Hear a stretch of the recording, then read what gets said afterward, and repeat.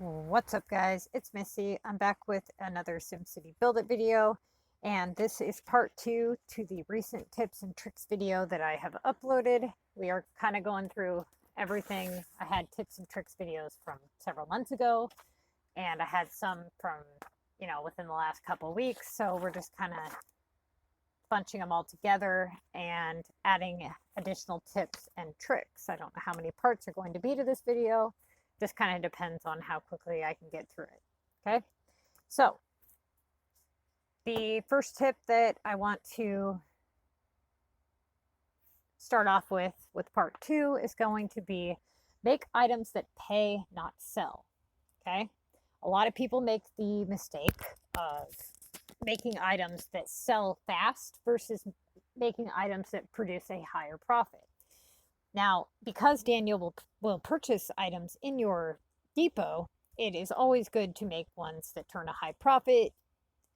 If you guys have coins, you don't need them to sell right away. You have time to wait until they sell.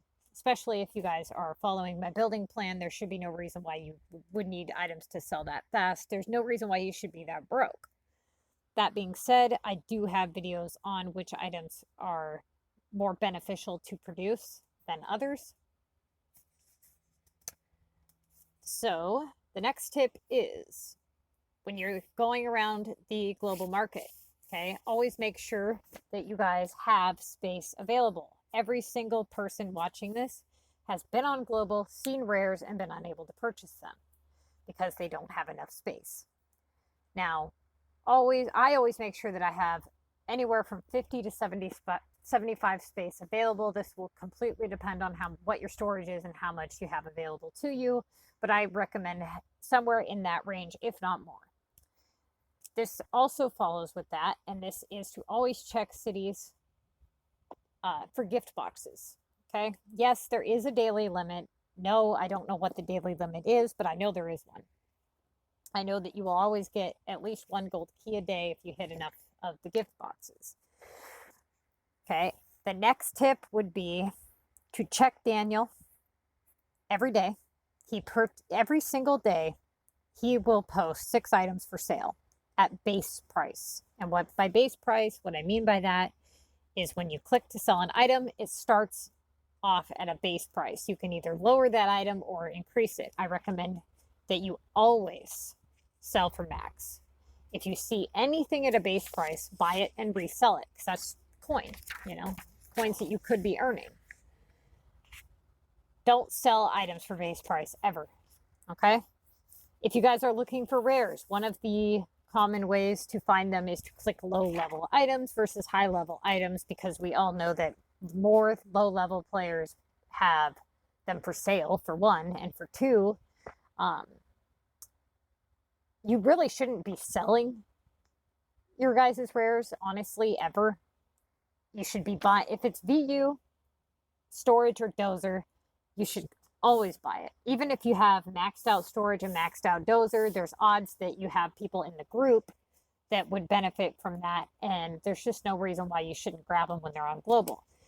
If you guys are struggling for hospitals or for road upgrades or for services, do not sell your rares to pay for those things. There's ways around turning those notifications off temporarily. And what I mean by that is, for example, and I've shown you guys this a ton of times in my videos, so if you've seen my videos before, you know this already, but if you have a road that is requiring an upgrade, okay, what's happening is traffic is picking up because population in that zone has increased. What you do is you lower the population in that zone, and it lowers the amount of traffic, and thereby basically making it to where you don't have to upgrade the road right that minute. When you need to do a road upgrade, there will be a red exclamation mark on this little road symbol on the right side. If you click this and you click the traffic symbol, it shows you which roads are going to be needing upgraded soon. That will be the yellow line. And I recommend that you do not upgrade them when they're in the yellow. They might always stay yellow, for one. For two, I do not recommend upgrading any road that is not permanent or going to be there for a very long time.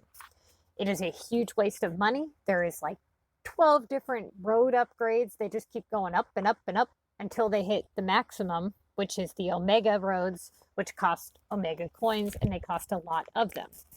So let's say that you have Sims that are complaining that the traffic is picked up and you have that red exclamation mark. Whatever stretch of road that is on, you can take anything that's on that stretch of road, whether it be a tree, a park, a home, you pick it up, you place it down elsewhere, and that notification will go away. If it didn't go away, if you picked up a park, it means that the population is still a little too high and you need to pick up something else. But it is a very good way to get that notification to shut off, and that way you guys are not having to pay for that road upgrade right there at that time.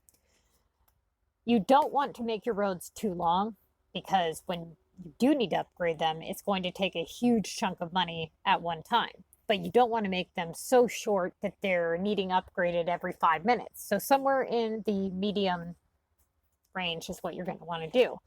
Anytime you see these opinion bubbles pop up, make sure you pop them for 2 reasons. 1, they can give you rares. And 2, because if you go to your city achievements here, you have an achievement that says to pop sim bubbles. Okay? I don't even think I've hit my limit. It's good listener. Pop 50,000 opinion bubbles and I get 30 cash. Now, this one is something that like nobody does, and this is a really good tip. You see these little coins, they pop up around your city. Now, those are regional items. I recommend that if you do have regionals unlocked, you never sell regional items for regular coin. You sell them for regional coin, because regional coin is so much harder to get. And if it's not offering you around 100 regional currency for that high level item, don't sell it. Hit no. I'm going to hit no. However, always keep track of these coins, because if you do the math on them, they can offer up to a 30% markup. All right. Now, a lot of people, they do what's called burger farming, and that is where you purchase a bunch of burgers as cheap as you can, and then you sell them to the bubbles that pop up for more than you can sell them for on global. I don't do this method.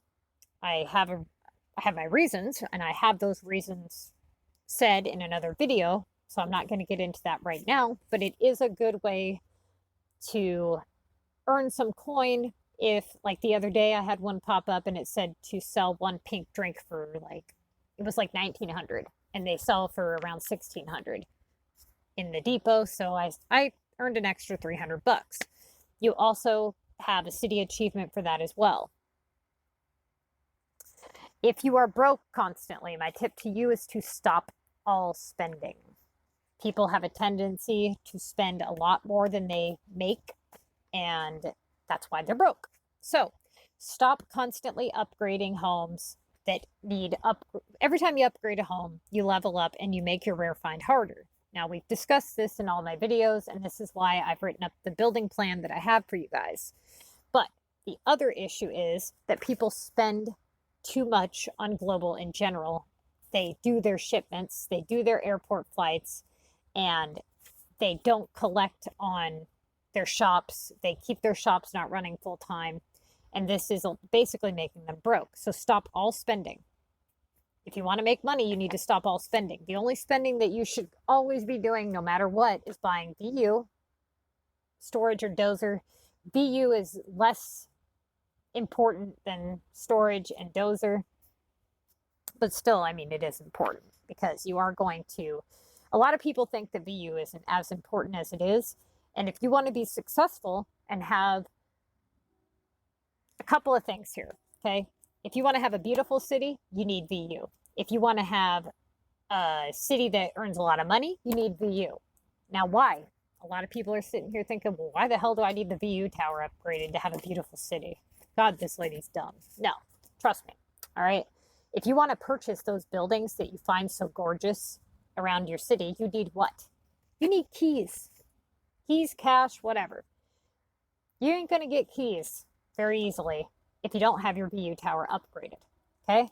You might get your piddly 1 per shipment and then your 1 per gift box.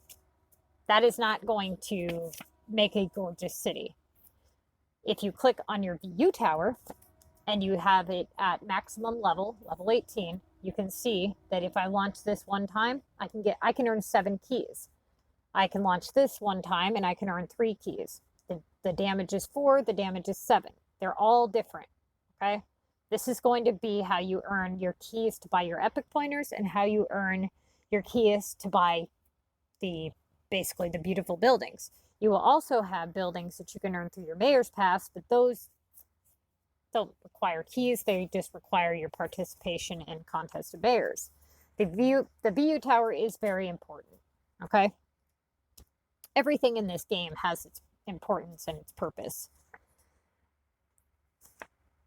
Even the Omega. Even the Omega, because you're going to want to buy the Omega resources. Now, I have building plan written up, so we're not, like I said, we're not going to get into that right now. Let's see. Always run a minimum of a 2K average in Contest of Mayors. It will help you greatly in hitting the top of the leaderboard. Again, I have videos on all that stuff as far as how to hit the top of the leaderboard. You just have to look up the specific video that you want help with, basically. I have so many videos on this game, it's not even funny. But this is just the basic tips and tricks, okay? Now, if your happiness is down and you don't know why, the best way to find out is to click the very bottom symbol here and click government. This will show you a happy face on the homes that are happy, and it will show you a sad face or an angry face on the homes that need to have their happiness boosted. There are a couple things here that control happiness. 1, do you have the services needed, which is like water, power, sewer. 2, do you have health, police, fire coverage. 3, are your roads upgraded? All those things are going to control your happiness. Now, if you here's something that a lot of people have happened to them. They're redesigning their city. They're messing around, they're moving shit, and all of a sudden, everything went red. All this, water, power, sewer, it's all in the red. And you're like, oh my God, what the hell happened? What has happened has been that you do not have a road. Somewhere in your mess of roads, you have a break in your road. And it's between your services and your homes. You have to have them connected. A bridge will work, but you have to have them connected. For example, this road here, which has my services on it. This road runs this way, which runs through this bridge, which runs over here, which they all run in together. If I was to break off a piece of the road, let's say that I was to, hang on, don't know if this should do it. Yep, okay. See how these are my services? Waste management and sewage. Because I broke off that road. You need to make sure that all of your roads meet. So, I had somebody have that problem a while ago. They were like, oh my God, all my services went out. What's going on? And it took them forever to figure it out. But basically, you have a break somewhere in your road. Odds are when you were moving something around, you bulldoze. It could even be just the littlest one, you know? Happens a lot, all right? So just make sure that you have your services met. Now, for those of you who saw my video on my city design, I added in a 3rd river that goes up to here. And then I added water here. But this is what I did, you guys. I took out all those tall buildings. I added in more water here. So if you guys were curious whatever happened to my city that day, that's what happened. I added in this water that wraps around here, and I made this general island and tried to make it look as pretty as I could. I am going to fill all this back in with the mountain epics that I had there already. Another thing, people don't remember is when they're doing repairs. Watch my population here.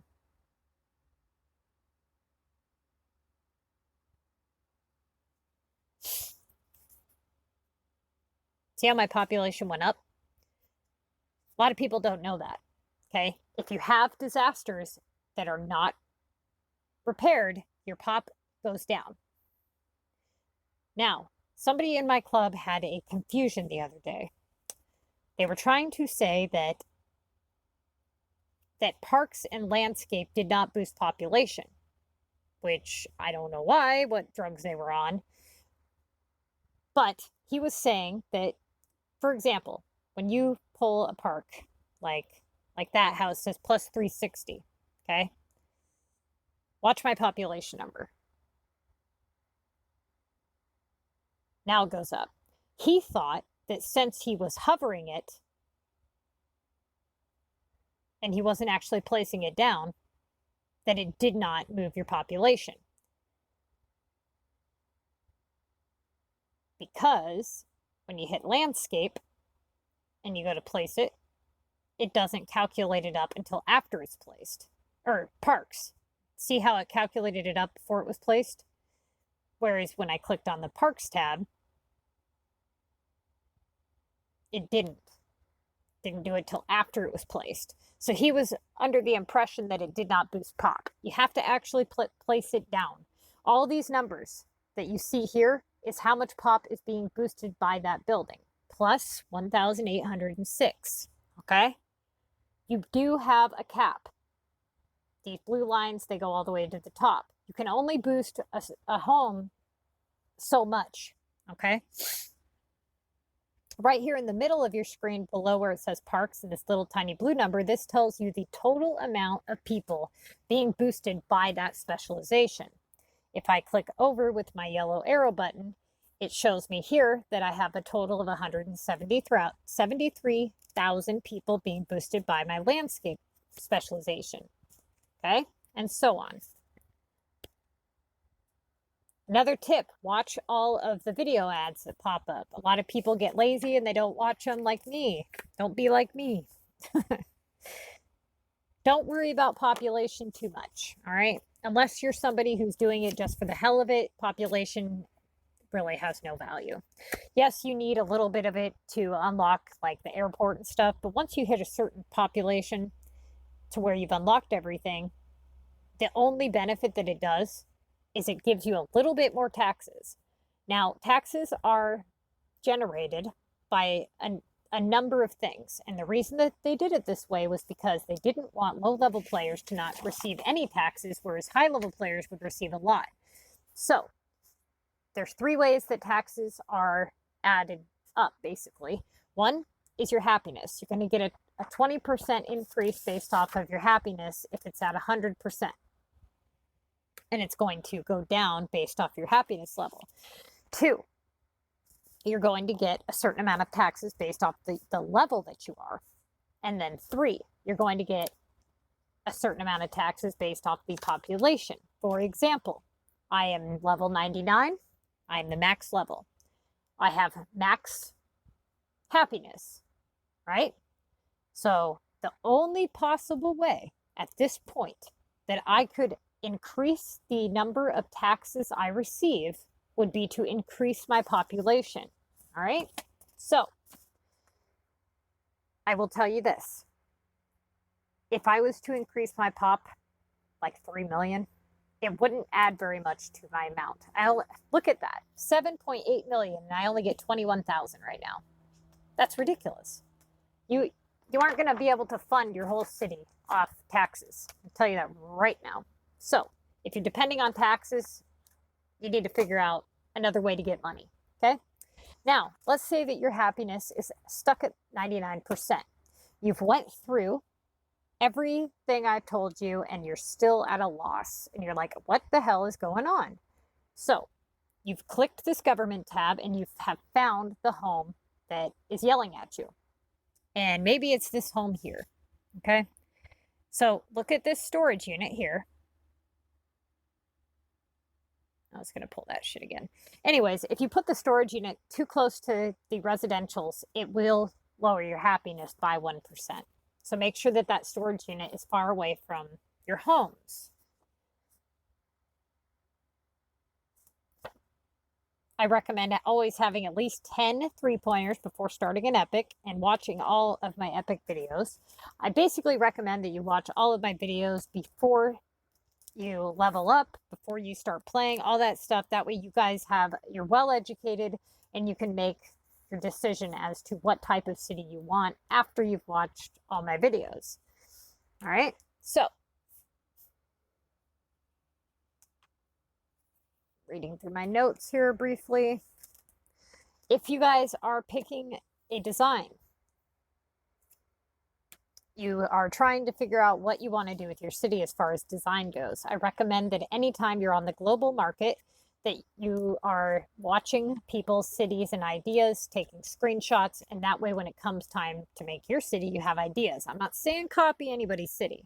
I'm saying try to get ideas. Now, me, I didn't do that. I made that mistake. I did it later on, and I was like, oh, that is kind of a cool idea with the whole delta there, for example. But for the most part, my city is based off of everything that I find to be pretty. I have had people copy my city. I've had people copy a lot of my ideas. I've had people reach out to me and talk to me about designs that they have, or whatever. My favorite part of this game is designs. It's designing your city, making it beautiful. That's my absolute favorite part of this game, hands down.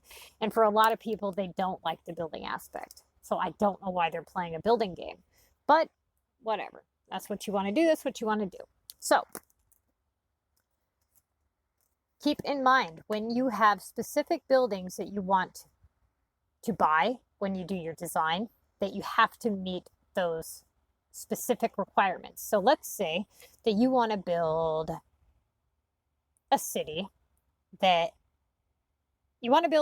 and your design and all that good stuff, and you have some buildings picked out that you know you want for sure. Let's say you know for sure you want the Eiffel Tower, but you want all epics, right?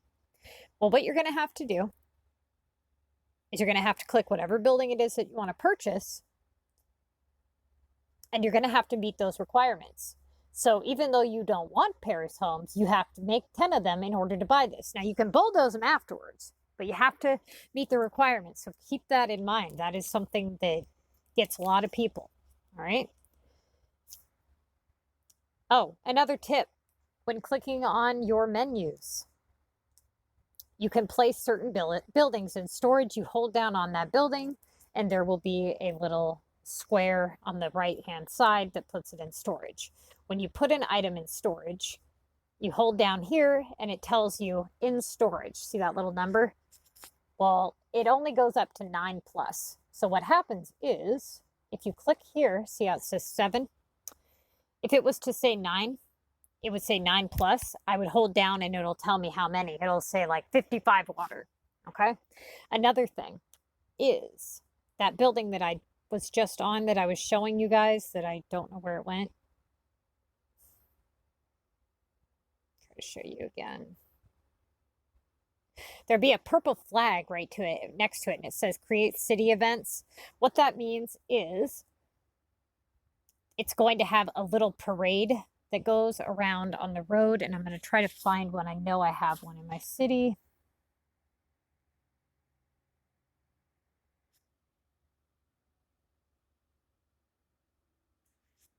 If you see anything in someone's city that you don't see in the menu, that is because it was probably a limited time thing. Like, for example, a lot of people ask me about this Naxos guy here. That is, you can't get that anymore. That was a contest of mayors thing. All right, I just saw that parade. Where'd it go? Just disappeared. It's right there. You guys saw it, right? The little flowers, they were walking and shit.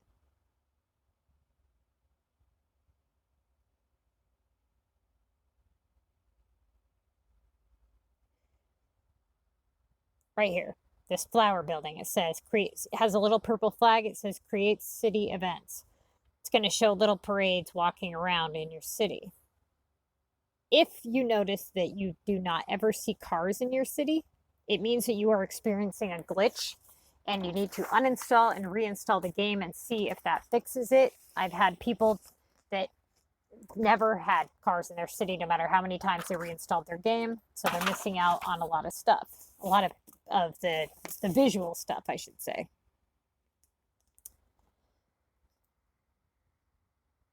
Okay. If you guys are doing designs, don't half-ass it. You know what I mean? Like this, do it right.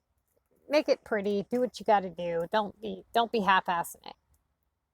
Work on one thing at a time. Work on it in slow intervals. Like, for example, my roads, the way they're drawn. I would have never been able to come up with this all off the top of my head right away. I slowly worked my way over and did one little area at a time. And I went, okay, right here, I want to have a Valentine's Day display. And over here, I know I want some animals, and I know I want the river to go this direction. And I slowly worked my way over.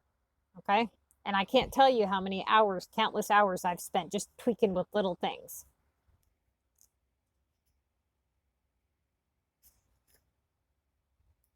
Okay.